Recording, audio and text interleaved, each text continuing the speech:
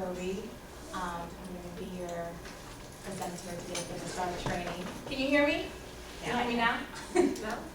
Can you everyone hear me? Okay. Okay.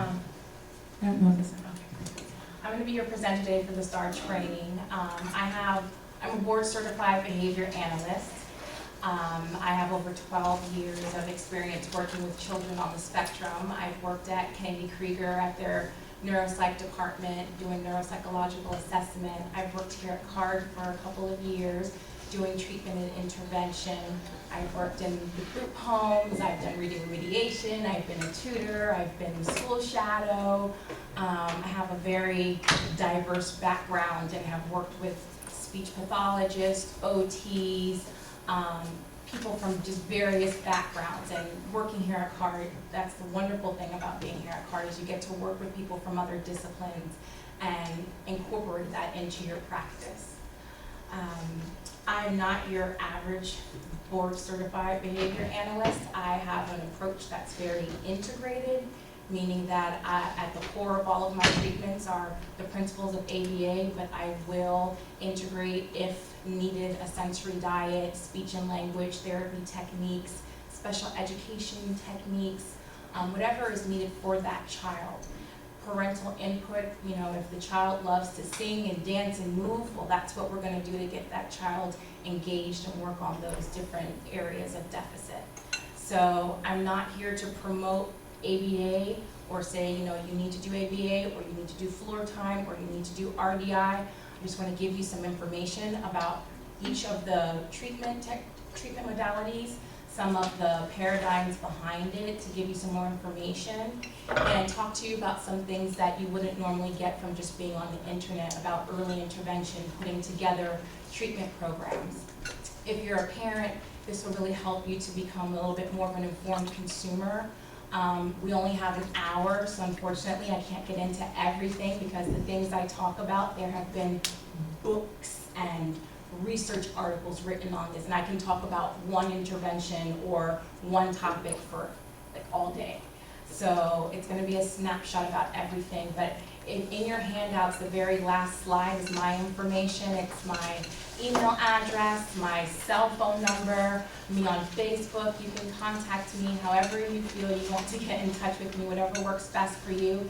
If you have any questions about this presentation, if you have questions about your child, if you have questions about a student, you don't have to give me their identifying information.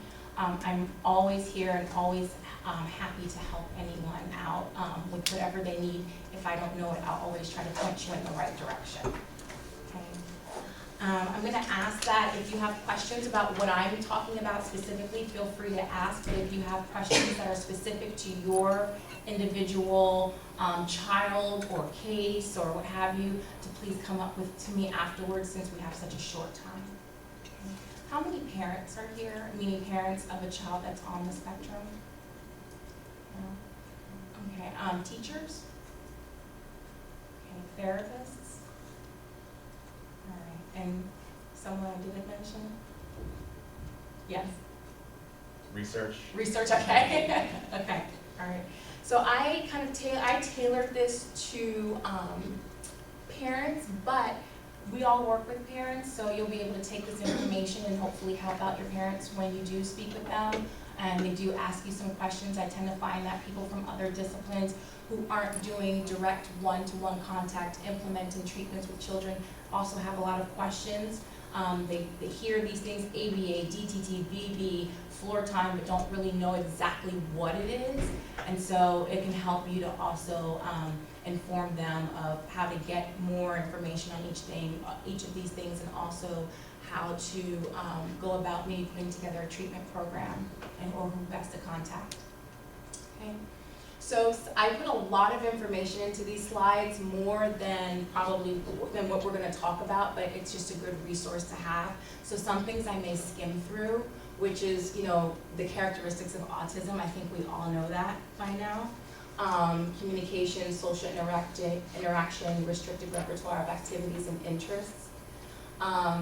The learning differences, the things that impact learning. So with the communication, I listed some things that are, that we tend to see most often: difficulty with conversations, echolalia, limited gestures and facial expressions, auditory processing difficulties with the social interaction, the eye contact, lack of joint attention, unaware of others' existence, theory of mind deficits, lack of peer relationships, lack of play skills, all of which can impact a child's life in a way that's negative. Behavioral excesses, sensory and motor challenges, restricted interest and repetition in things that are not salient to our world, or just, seem to be very myopic in their focus, adherence to specific non-functional routines, tantrums, physical aggressions, things that we've seen probably on a daily basis with our clients and our children. So there are numerous treatments, numerous autism treatments that are available to the public. And as a parent or as a therapist, it's very difficult to decide, what's the right fit for the child. And even as a therapist, the things that the treatment modalities you're implementing, what's the right fit for the child? We always have to take in individual differences. So you may be a part of a program that, has some standard cookie cutter approach to treatment, but then you come with a child that presents completely different from what you're used to. What's the right fit, and what types of interventions are out there that's going to work for these children and the way that they present differently. So I'm going to try and help to make sense and provide descriptions of various evidence-based and commonly used autism treatments. And if you have any questions, again, feel free to raise your hand. So early intervention is key, and I think we all know this. Early diagnosis and early age-appropriate and effective intervention has the ability to improve IQ, social and language skills, and behavior.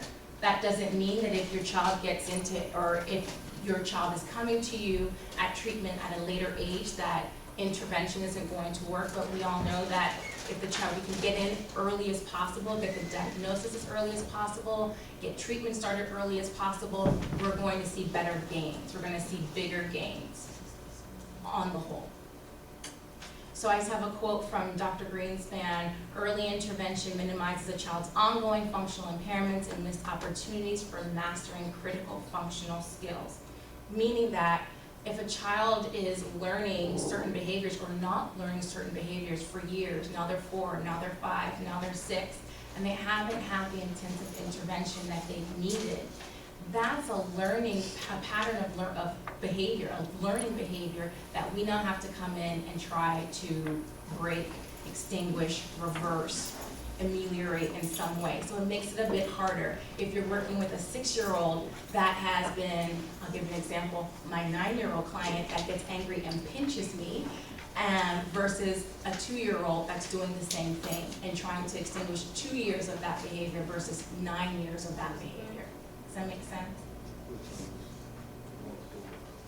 These are the commonly used autism interventions, and this is why it's overwhelming. We have applied behavior analysis, sensory integration therapy, discrete trial teaching, augmentative and alternative communication systems, incidental teaching, natural environment teaching, pivotal response treatment, teach, I'm just going to say teach. We have teach, verbal behavior, floor time, speech and language therapy, PECS, CERTS, OT, cognitive behavior therapy, RDI, and then we have functional behavior assessments, functional analysis, and behavior intervention plans. As you can see, a lot of the information for all of these things are out there, but if you think of it as a parent who's new to this, coming in and getting on the internet and seeing all of this, it's quite overwhelming. I went back on the internet and I looked at this, just for this presentation, just seeing what was out there. I pulled out all my books, because I wanted to cite everything that I was talking to you about, and within just a couple of hours, I had a headache, I was dizzy, and I was like, oh my God, there's so much out there. So I think it's important for us to have a bit of a basic background on these things so we can speak about it with some knowledge and confidence in what we're talking about, and then be able to point the family in the right direction if it's outside of your area of expertise. So before beginning any treatment program, you want to, and this is more geared to parents, again, you want to tell your parents to review their child's evaluation recommendations and IEP goals in order to gain a clear sense of the child's strengths and weaknesses. They want to be mindful of their child's personality and their interests.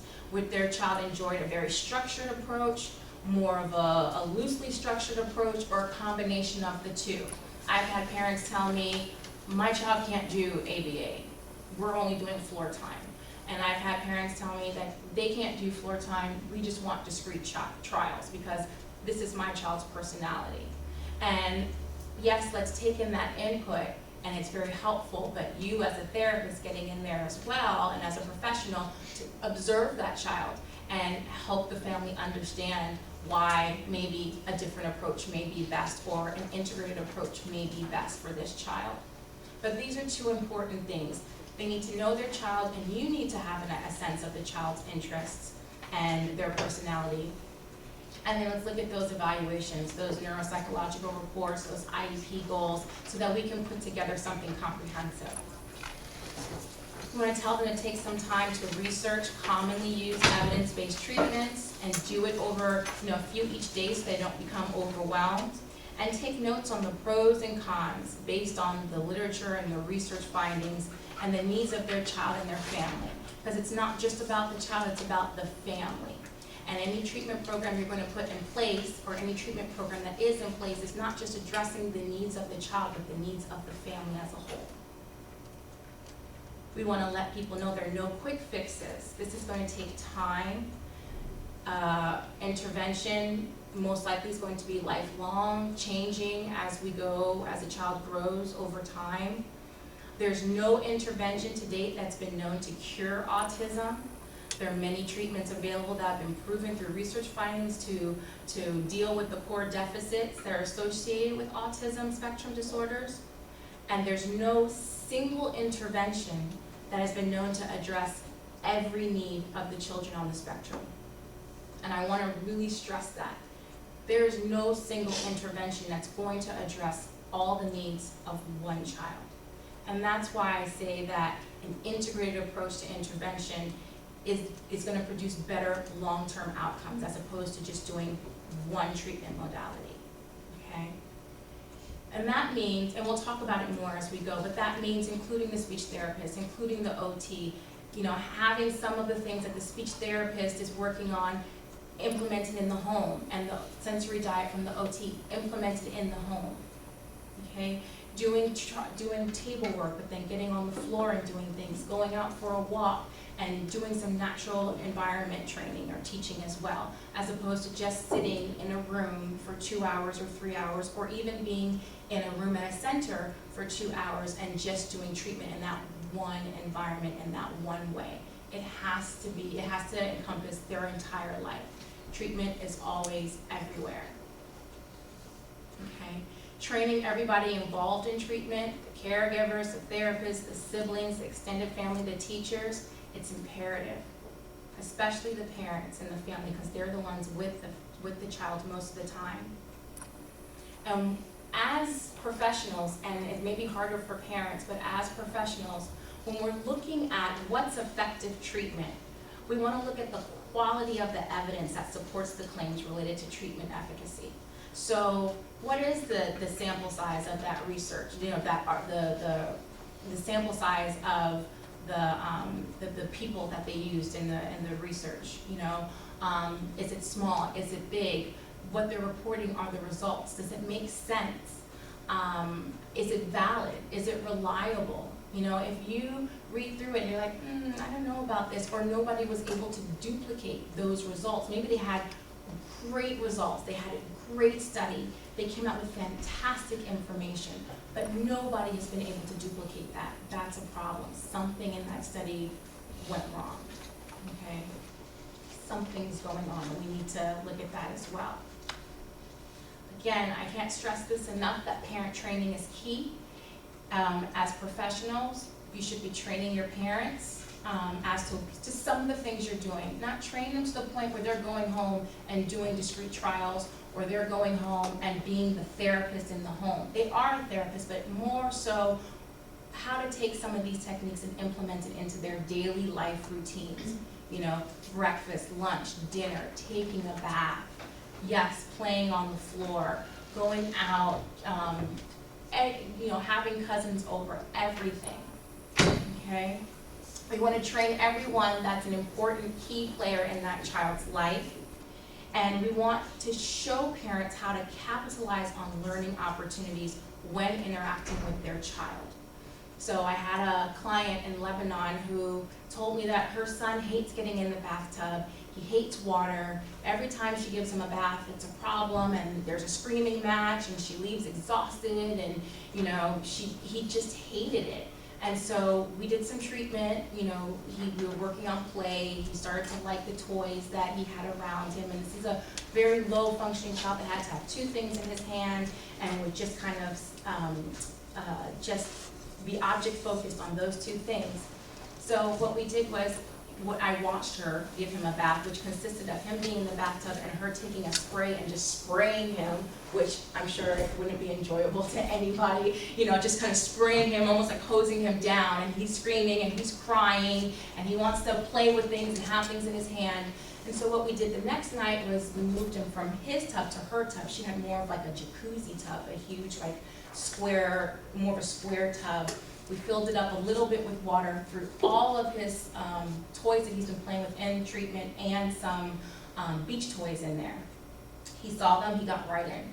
He started playing with them, and you know, we had the buckets, we had things that had holes in it so the water would come through. So through that, you know, we got him used to it, we waited, we let him discover everything, he was very happy, and then we just started doing treatment little by little, working on mapping language onto things, working on, you know, pausing and having him say something, working on just basic tenets of principles of ABA, antecedent, behavior, consequence, but within the bath time routine. Nobody's taking data, nobody's, you know, trying to put heavy demands on him.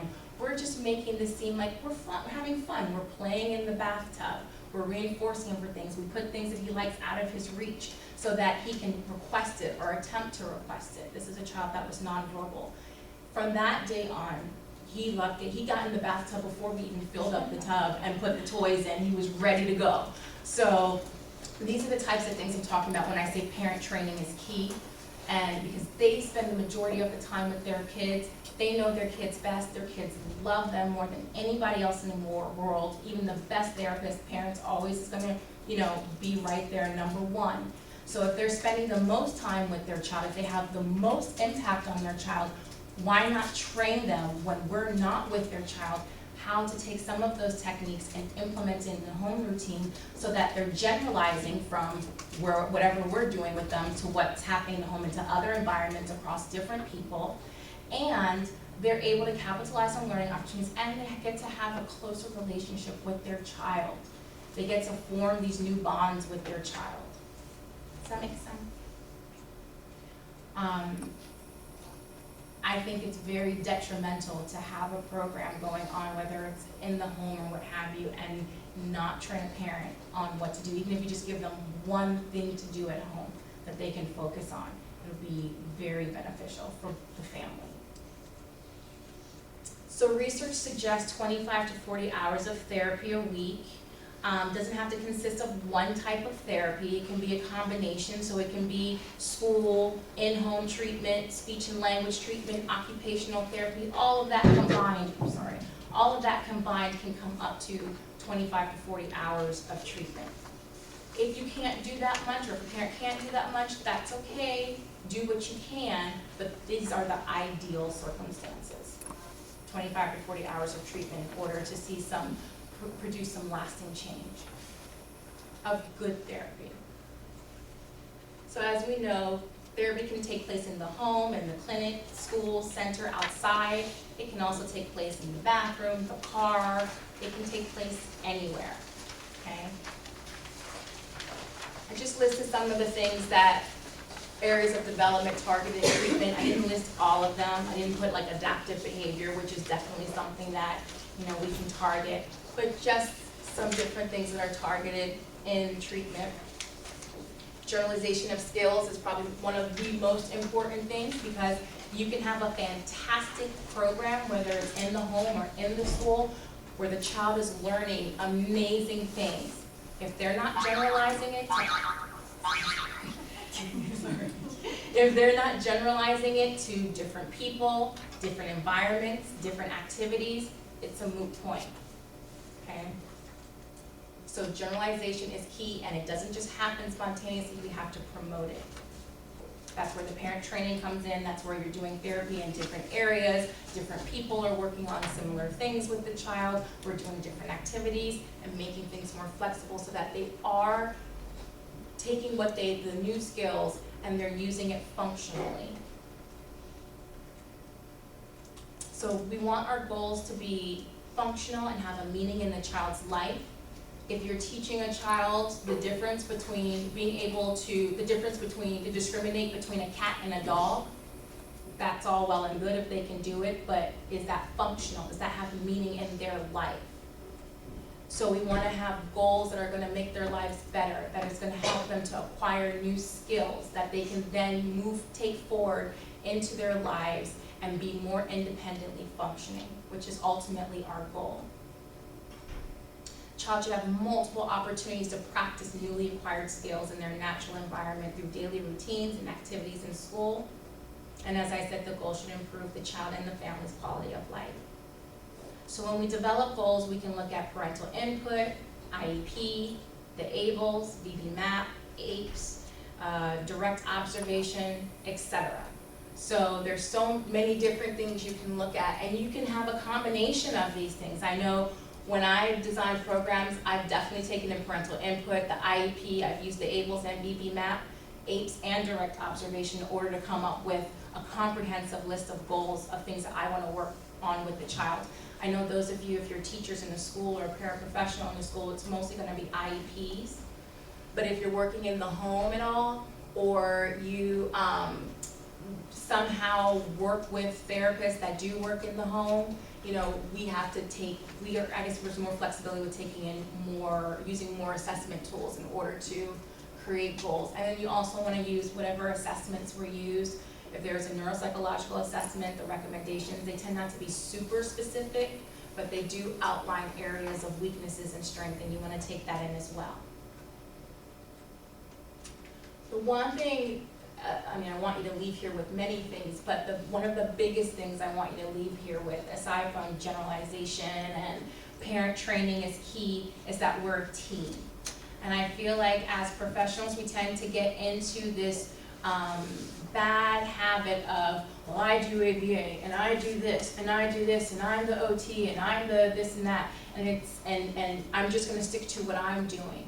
But we're a team. We are this child's village, in a sense, their treatment village.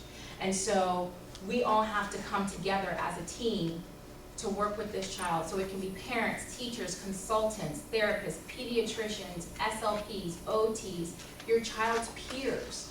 They're typically developing peers, their siblings, their peers that are on the spectrum. We're all a part of this child's team, and we all need to be communicating with each other on a regular basis. What are you seeing in treatment? This is what I'm seeing in treatment. What are you working on? This is what I'm working on. Oh, I'm working on that too. How are you working on that? How are you targeting that? Because I see when I do it, he has a hard time. I see when he does it, he's doing really well. Okay, let's have that conversation, because it's all about the child and the child acquiring new skills and becoming more independently functioning, speaking more eye contact, more joint attention, all of those things. So we're all a part of this child's team. So I always tell my parents to hold monthly meetings with everyone that's key in their child's care, if it's possible, if it's financially feasible, and if it's logistically feasible. But there need to be regular meetings with the people that are involved. Make sure everyone's on the same page regarding the goals, progress, and performance.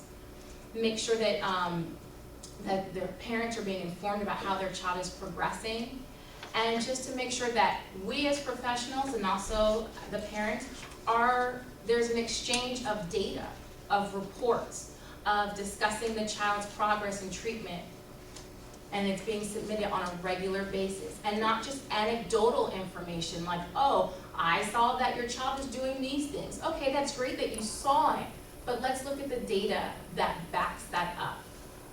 So I'm very big on data collection and taking data and using that data in a visual sense, me personally, to show parents, because it's very easy to see the trend line goes up, they're doing well. Sound, oh, something's happening here, and it also helps to inform our treatment as clinicians that something's not right, something's not going on, and that's right here. So the term, and this is the data comes in with the evidence base, simply means that research has been done on whatever the treatment modality is, and that it's effective. It produces lasting change. But more importantly, it's important to know that the treatment study findings not only support the efficacy, but as I said earlier, it's able to be duplicated. Okay, that it's valid, that it's reliable, and it's accurate. Not everything on here is going to be evidence-based. Most of everything is. There's some things where they're in the process of researching it. There's some things that are based, it's a model based on other treatment modalities that have been researched that they've put together. There's a model where there's been a case study, which is still evidence, but it may be not the highest quality of evidence, of research evidence. Does anyone have any questions before I get into the nitty-gritty now? No? Okay. So some of this may be familiar to you. A lot of people talk to me about ABA, DTT, verbal behavior, and do you do ABA? Do you do verbal behavior? Do you do DTT? Not really understanding that all of these things, the verbal behavior and the DTT, are all following the principles of applied behavior analysis, okay? A lot of these treatment modalities, at their core, they're following the principles of applied behavior analysis. So it doesn't matter what you call it, it's ABA, and it's just a different approach to treatment. But it's ABA. So it's a science devoted to understanding the improvement of human behavior. It's evidence-based, and it focuses on understanding how our behavior is developed and changed and maintained as a result of interacting with our environment. We try to understand how behaviors are developed and changed and maintained, or in understanding, so we look at why people do what they do, the function. You always hear the ABA jargon as the function of the behavior, which really just means the purpose. Why are they doing it? As opposed to what the person's doing. So a lot of behavior analysts tend to look at the behaviors that they're seeing, as opposed to, you know, what's happening in their mind, or, you know, oh, they're showing these severe behaviors, they're banging their head on the floor, but what's the purpose? What are they trying to communicate? What's happening here? Why is it happening? And then we tend to alter the environment in order to change that behavior, whether it's decreasing a behavior or increasing a behavior. The three-term contingency, antecedent, behavior, consequence is a fundamental concept within ABA. It allows us to analyze behavior, and by understanding the events that occurred immediately before and after behavior, we're able to evaluate the cause of the behavior, that purpose. Why is it happening? What happened right before this child banged their head on the floor? Or what happened right before the child started screaming? Right before, and then right after, what happened? How was that behavior possibly reinforced so that the child tends to scream every time? I'll give you an example. My son is 2.5, and he doesn't ever want to eat his dinner in the time frame I want. So what ends up happening is he starts crying and saying his feelings are hurt, and he's not happy. And he's not happy.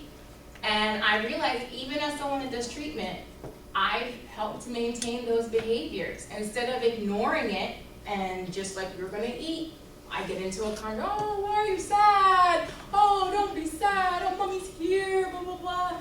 And so then he's come to learn the next time we eat, he doesn't want what's on his plate. I'm sad. Oh, mommy, I'm sad. And it's so funny because I do things and I'm like, oh my God, if anyone saw me doing this. But you know, when it's your child, you're not thinking like, we're going to correct this behavior, we're going do this, and you're not looking at them clinically and from a treatment perspective. But it's just so easy to maintain behavior. So that's that antecedent behavior consequence, and it's at the core of any behavior program. Whether you're doing PRT, DTT, verbal behavior, ABC is happening all the time, okay? So I just broke down ABC. The antecedent is a situation, event that cues the behavior. So with my son, it's seeing the food and the amount of food and that he doesn't want to eat it. The behavior is the response. He's crying, "Mommy, please, why? I'm not happy." And then the consequence is what happens immediately after the behavior. And it's going to determine the likelihood of the behavior occurring again. So I just gave you some examples, but I already gave you an example, but that's for you to just have. And I like to try and bring in examples from more real world, real life, as it relates to us as adults sometimes, so that it's able to make more sense. These are interventions that either are based on, the principles of ABA or incorporated in some way. And we're going to talk about most of these today: DTT, verbal behavior, pivotal response treatment, natural environment treatment, incidental teaching, PECS, teach, functional behavior analysis, and behavior intervention plans.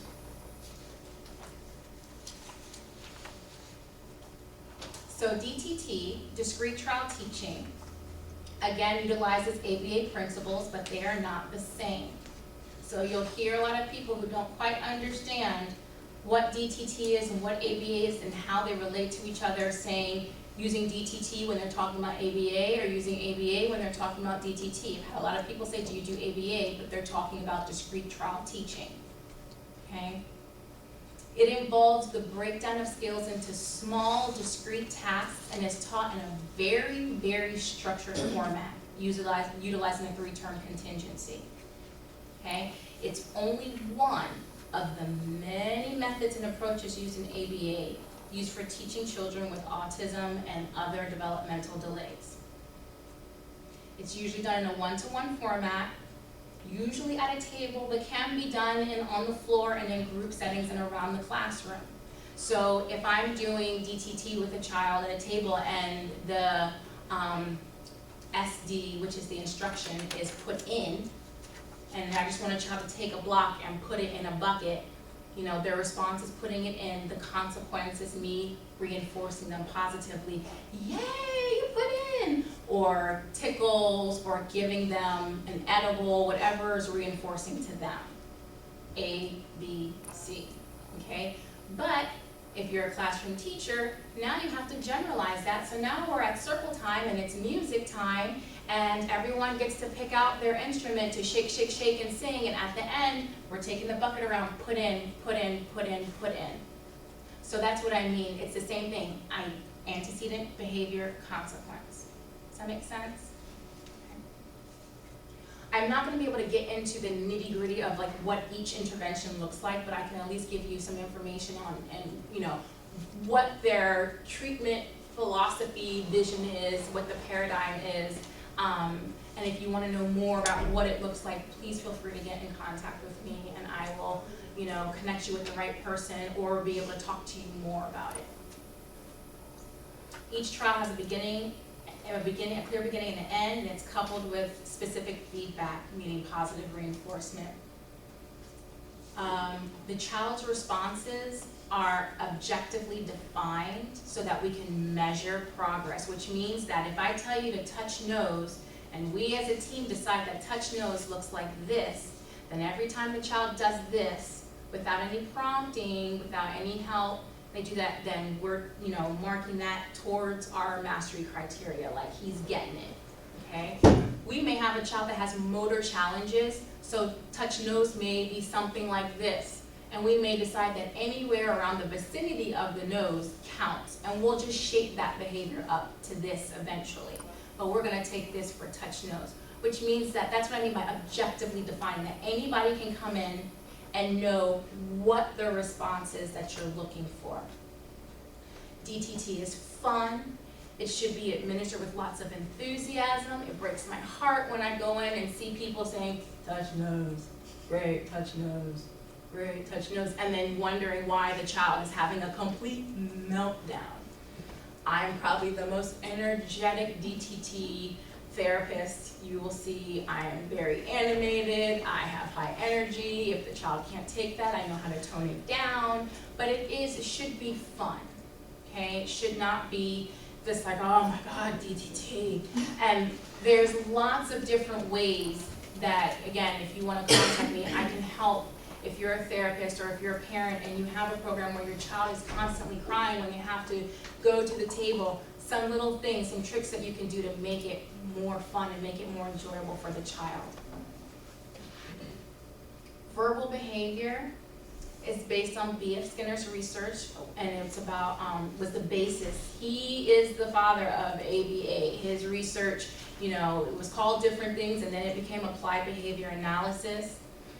The difference between DTT and verbal behavior is that verbal behavior, and it's all Skinner, verbal behavior looks at the operance of language. We're looking at behavior as it relates to language versus discrete trials that may look at not placing so much of an emphasis on language per se, but just covering an array of skills that need to be targeted, okay? But you can take verbal behavior and do it in a discrete trial format.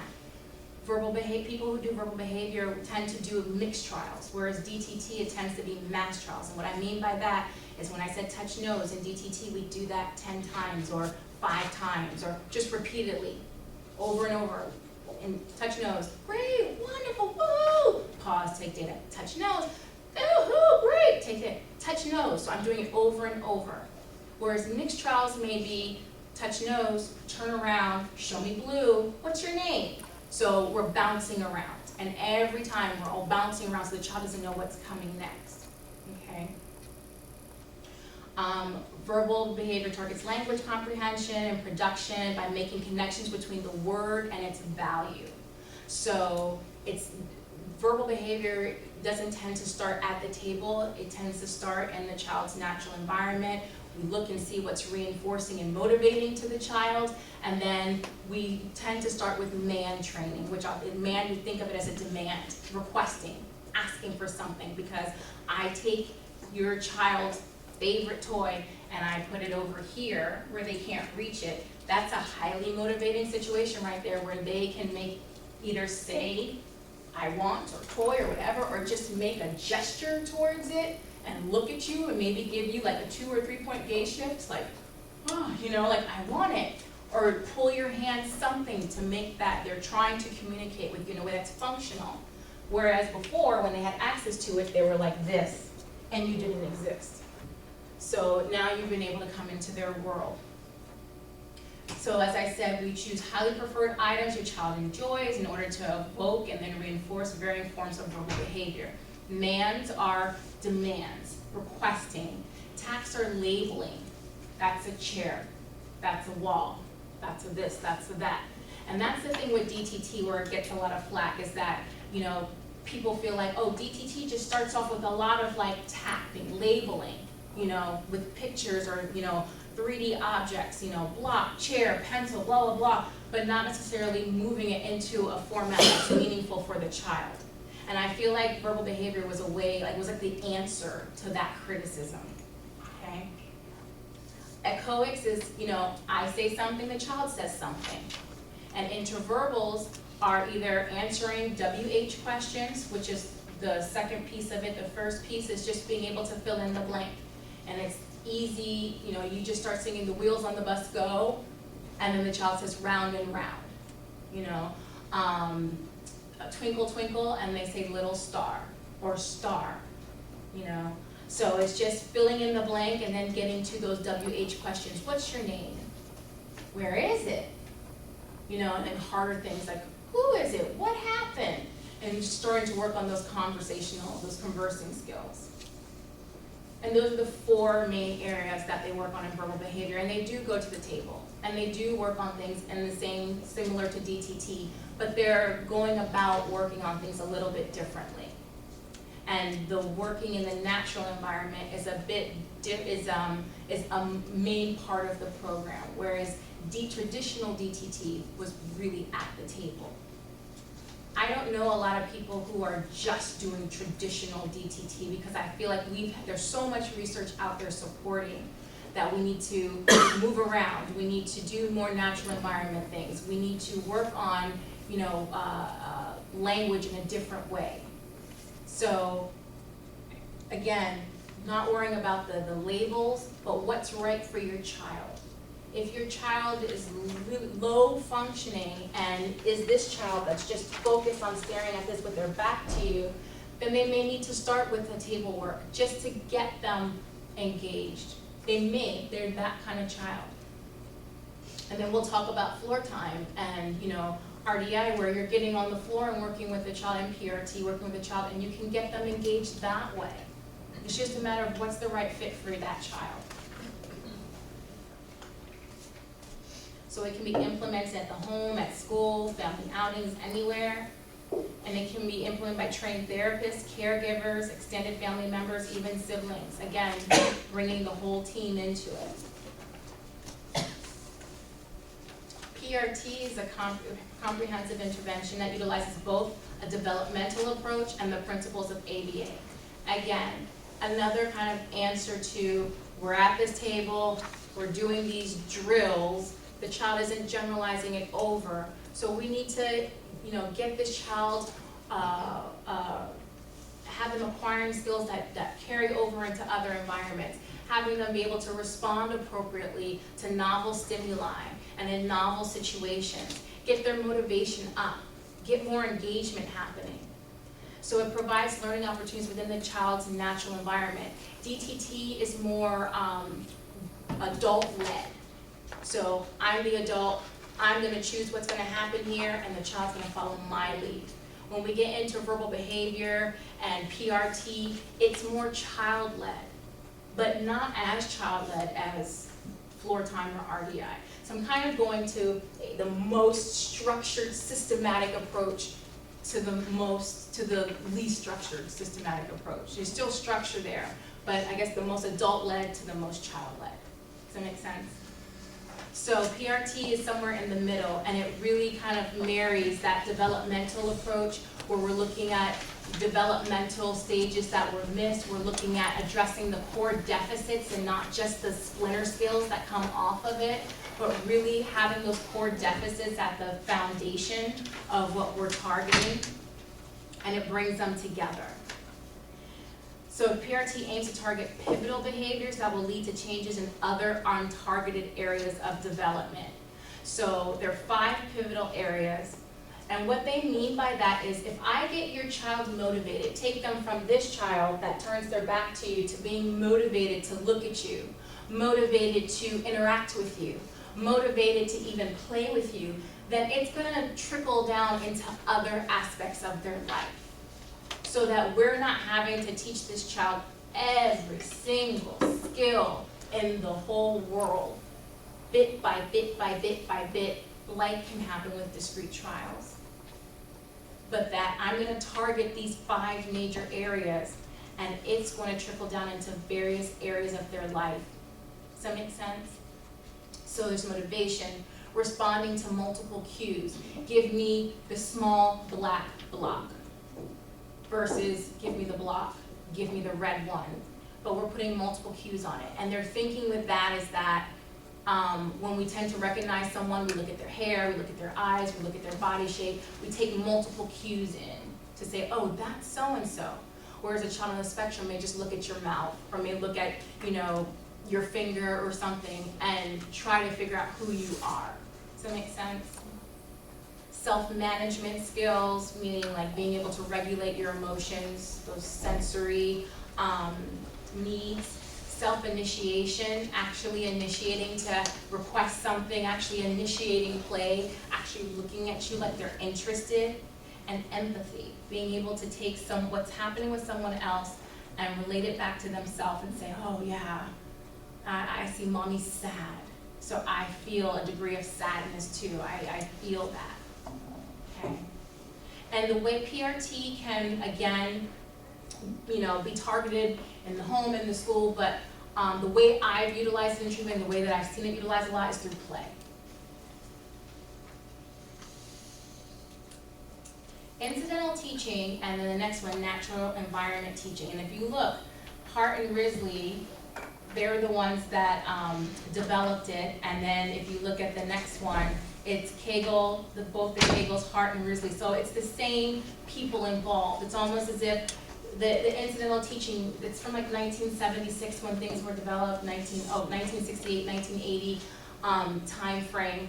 And then over time, as we learn more, it gets better, it gets better, it gets better. Now we have more knowledge of, autism intervention and treatment. Now it's becoming natural environment teaching. It's the same thing, okay? It's just a matter of, in our natural environment, in our daily routines, that we are capitalizing on learning opportunities, that we design things in a way, and I'm talking as a therapist now, where I take the child into their room where they have all their toys, I know what their favorite toys are, I'm putting them in certain places so that, they have to go through me in order to get to them. So I may be working on just expressive language, I may be working on eye contact, I may be working on joint attention. I put something far away and I point to it, seeing if they're going to follow my point to that thing that's far away or that thing that's close. So I've engineered the environment in a way that I'm targeting all their, not all, some, most, all of their goals in that environment. And it seems natural, as opposed to being in some room somewhere, at a clinic or center, which is fine, that works too, but again, it has to carry over into the natural environment as well. Or I should just say, as opposed to just staying in that clinic or room, or even just staying in their treatment room in their home, okay? Or just keeping it to the classroom, that in their everyday life we're capitalizing on learning opportunities, and it's more child-directed. So again, it's more child-led, but we've created this environment so we're targeting certain responses and reactions from them, okay? Same thing with natural environment teaching. So IT, the people say, oh, we do incidental teaching, what have you. Natural environment teaching is something that we tend to, I'm going backwards, sorry, hear a lot of people who are into verbal behavior use. I do verbal behavior and I have natural environment teaching. I do natural environment teaching. Again, it's the same as incidental teaching. Maybe some slightly different nuances. In natural environment teaching, we're really working on reinforcers, and you all know what reinforcers are.